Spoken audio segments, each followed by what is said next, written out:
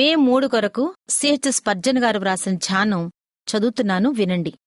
అందుకు యెహోవా, నీవు వెళ్ళవద్దు, చుట్టూ తిరిగిపోయి కంబళి చెట్లకు ఎదురుగా వారిమీద పడుము.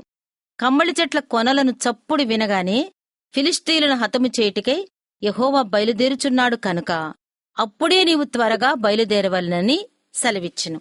2 సమూయేలు 5వ అధ్యాయం 24వ వచనం. ప్రభువు కదలికలను సూచించే గుర్తులే మనలను కూడా కదిలించాలి. ఒక సమయంలో దేవుని ఆత్మ శబ్దాన్ని చేస్తాడు. ఆ శబ్దాన్ని మనం వింటాం. ఆ సమయంలో మునుపెన్నడూ లేనంత చురుగ్గా మనం కదలాలి. వచ్చిన గొప్ప బంగారు అవకాశాన్ని మనం గట్టిగా పట్టుకోవాలి. సాధ్యమైనంత చక్కగా ఈ అవకాశాన్ని ఉపయోగించుకోవాలి.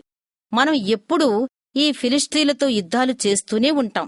అయితే ప్రభువే స్వయంగా మనకు ముందుగా నడిచినప్పుడు మనం యుద్ధరంగంలో ప్రత్యేక రీతిగా పరాక్రమవంతులవుతాం. చెట్ల చిటారు కొమ్మలను గాలి కదిలించి శబ్దం చేసింది.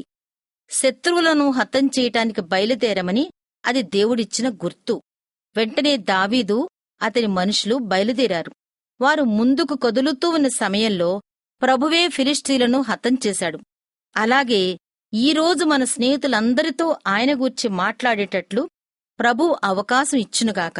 దేవుడు మనకు అలాంటి నిరీక్షణతో కూడిన అవకాశాలు అనుగ్రహించినప్పుడు వాటిని ఉపయోగించుకునేటట్లు మెలకువగా ఉండి మనలను మనం సిద్ధపరచుకుందాం. ఇదే సువార్త చెప్పడానికి అనుకూలమైన రోజు. ఆత్మలను సంపాదించే కాలంలో మనమంతా ఉన్నాం. మన చెవులను తెరచి పరిశుద్ధాత్మ శబ్దాన్ని వినటానికి సిద్ధంగా ఉందాం. ఆయన ఇచ్చే గుర్తుకు విధేయత చూపటానికి మన మనస్సులను సిద్ధం చేసుకుందాం. అప్పుడు మీకు ముందుగా యెహోవా బయలుదేరును అనే వాగ్దానాన్ని జ్ఞాపకం చేసుకుందాం. మగసిరి గలవారమై ముందుకు సాగిపోవటానికి ఈ వాగ్దానం మనకు చాలినంత ప్రోత్సాహాన్నిస్తుంది. ప్రభువు మనకు ముందుగా సాగిపోతున్నాడు కాబట్టి మనం వెనుకంజ వేయటానికి వీల్లేదు.